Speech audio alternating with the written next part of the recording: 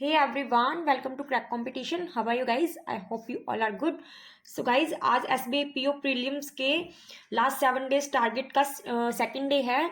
So guys मैंने 9 number mock test दिया था प्रैक्टिस मॉक का. So today I got 61.5 marks out of 100. This is the rank guys. Percentile is 91.16 and accuracy is 96.9%.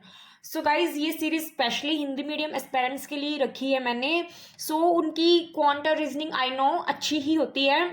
उनको problem होती है English में. एक मैसेज मिला था जिसमें मुझे फिलर्स एंड क्लोज टेस्ट के बारे में पूछा गया था. मैंने सोचा कि क्यों ना उस पर वीडियो बनाई जाए. Let's get started guys. Okay. Guys ये 9 नंबर मॉक टेस्ट आप देख लो. 9 नंबर मॉक टेस्ट का ही इंग्लिश का पार्ट है. ये सब मैंने किए थे क्वेश्चंस गाइज. मैं स्पेशली पहले क्लोज टेस्ट पे जाऊंगी गाइज. 16 नंबर पे एक क्लोज टेस्ट था जिसमें 1 क्वेश्चन मेरा रॉन्ग हो गया एंड आई थिंक ये 1 क्वेश्चन मैंने स्किप किया था. 7 क्वेश्चंस थे इसमें, यू कैन सी. ओके. मैं बताऊंगी कि कैसे मेरा करने का तरीका रहता है. ओके. गाइज सबसे पहले आपको क्लोज टेस्ट पे आते ही सबसे पहले पूरा का पूरा जितना भी बड़ा हो, बहुत बड़ा वो देगा नहीं, ठीक है, इतना तो एटलीस्ट होगा ही बिकॉज SBI PO है. ओके. आपको सबसे पहले इसकी स्किमिंग कर लेनी है कि किस टॉपिक पे बात हो रही है. ऐसे नहीं है कि आप डायरेक्ट आपने इतना पढ़ा, 2 के बाद आपने चेक किया कि क्या आएगा जैसे जो भी पढ़ा. नो, वैसे नहीं करना है. गाइस सबसे पहले आपको इसकी स्किमिंग करनी है. स्किमिंग में भी आपको सिर्फ कुछ कुछ वर्ड को पिक करना है और उनका मीनिंग आपके माइंड में अपने आप आ जाएगा. Like not theory begin, starting ये हुई, फंडामेंटल मेकअप था. ओके. ईगरली ट्राइंग कर रहे थे फिगर आउट करने की, साइंटिस्ट थे. ओके. इस टाइप से आपको रीड कर लेना है. कंप्लीट रीड करके उसका मीनिंग थोड़ा थोड़ा आपको पता लग जाएगा कि किस टॉपिक पे बात हो रही है, टोन का पता लग जाएगा. ओके. कंप्लीट रीड करने के बाद दोबारा से आपको यहाँ से रीड करना है. Okay. Knot theory begin as an attempt to dash the fundamental makeup of the universe. इस टाइप से आपको जैसे फुल स्टॉप आ गया, एक एक लाइन लेना है क्योंकि आपने कंप्लीट तो रीड कर ही लिया ना. आपको आइडिया हो जाएगा कि किस बात पे टॉपिक पे बात हो रही है. ओके. आप अब जाओगे ऑप्शंस पे. ओके. Comprehend, कंसीड, grasp. अब सबसे पहले उन मीनिंग्स को देखना है जिनका मीनिंग आपको आइडिया हो गया कि सेम है. लाइक अपने को देखते ही आइडिया हो रहा है comprehend and grasp same meaning दे रहे हैं. अब चेक करना है 2 के बाद क्या रहेगा, वर्ब की फर्स्ट फॉर्म. ओके. अगर यहाँ पे कॉम्प्रीहेंडिंग या कुछ भी ग्रास्पिंग ऐसा कुछ रहता तो वो डेफिनेटली नहीं आने वाला था. वर्ब की फर्स्ट फॉर्म थी, ये भी कॉम्प्रीहेंड भी फर्स्ट फॉर्म है, ग्रास्प भी फर्स्ट फॉर्म है, तो डेफिनेटली आपको लगाना था वहां पे. ओके. ये होना था फर्स्ट. फिर नेक्स्ट में है. Okay. What could possibly, like आपको पता है कि कुड के बाद फर्स्ट फॉर्म ही रहने वाली है. मोडाल के बाद ऑलवेज फर्स्ट फॉर्म रहती है.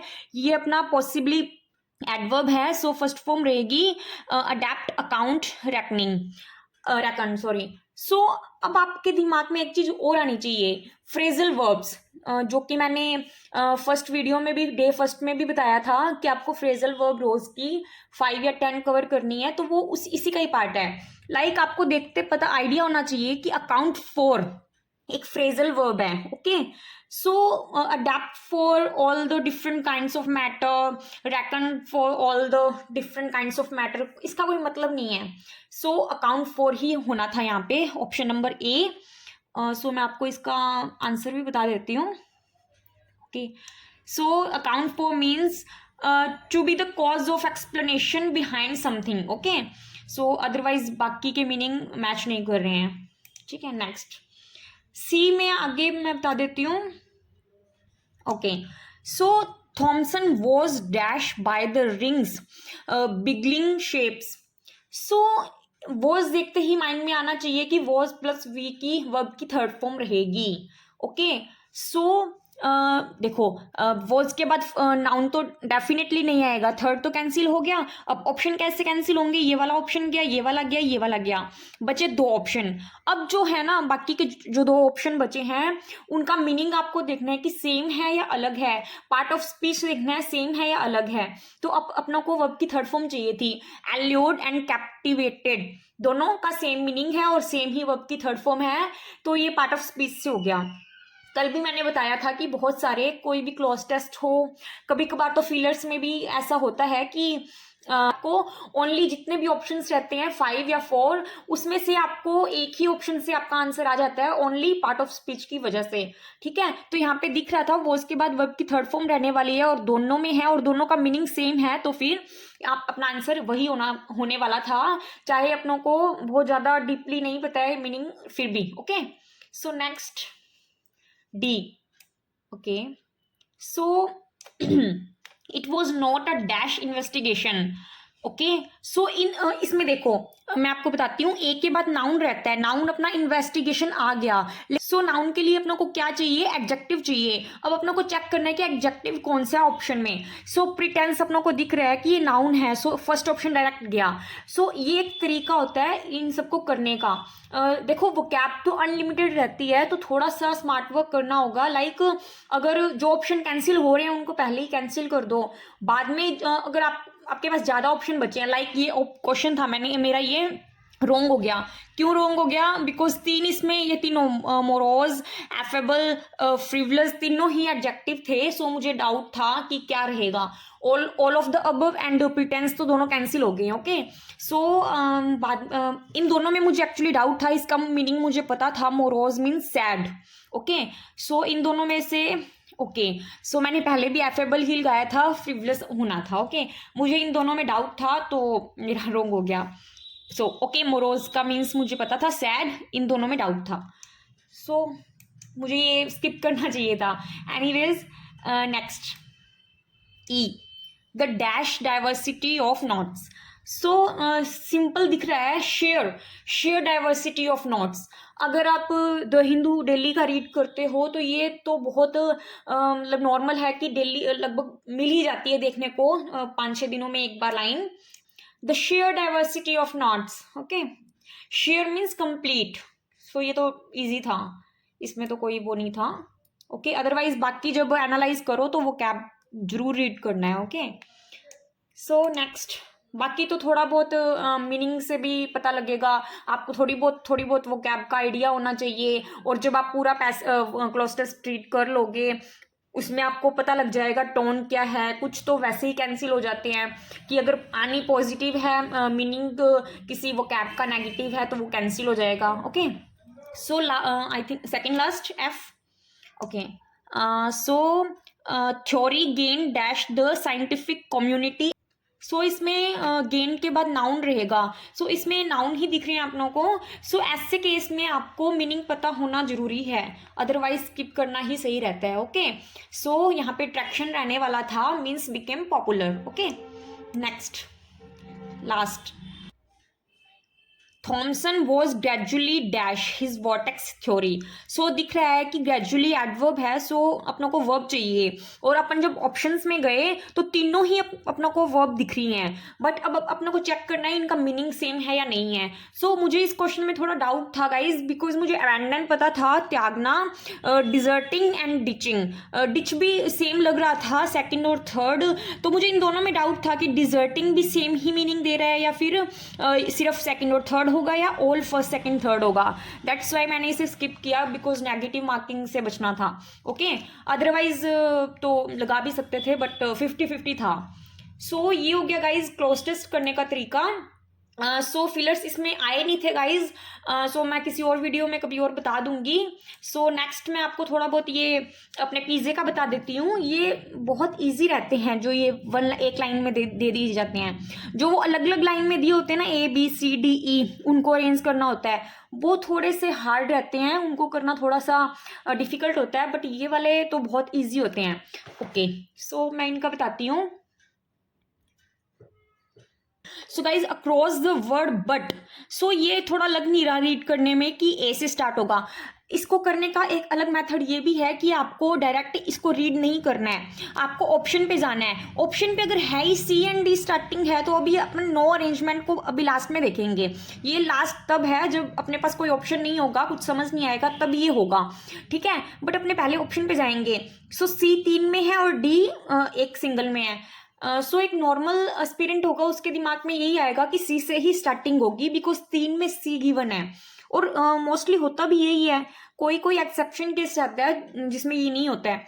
तो सी से ही स्टार्ट करते हैं। The insidious growth of unscrupulous practices.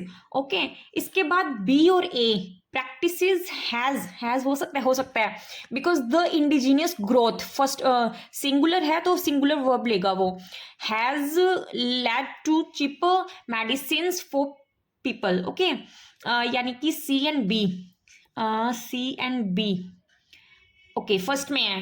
And D people proliferation, for people proliferation, नहीं कुछ मैच ही नहीं हो रहा है, सो ये हो गया रॉन्ग। और सी के बाद A practices across the world but in India, C and A, it has resulting in D in proliferation of pharmaceutical industry has led to cheaper medicine for people. No, meaning ही नहीं दे रहा है guys कोई भी। सो अपने पास last option यही बचता है कि अपने डी ऑप्शन चेक करें।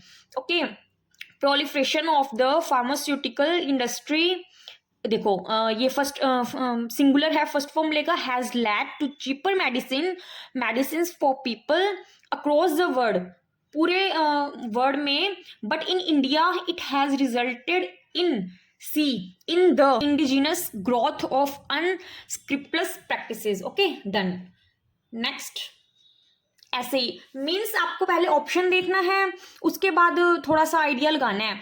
लाइक इसमें है ए और सी, या तो ए से स्टार्ट होगा या फिर सी से स्टार्ट होगा। सो नॉर्मल एस्पिरेंट को दिखेगा सम से ही स्टार्ट होगा। ओके, और हो भी रहा है। Some archaeologists suggest that A, अपन पहले ए लेके चलते हैं, that exposure to harsh weather sites from looters and B sand inundation could protect, कुछ मीनिंग ही नहीं बन रहा है।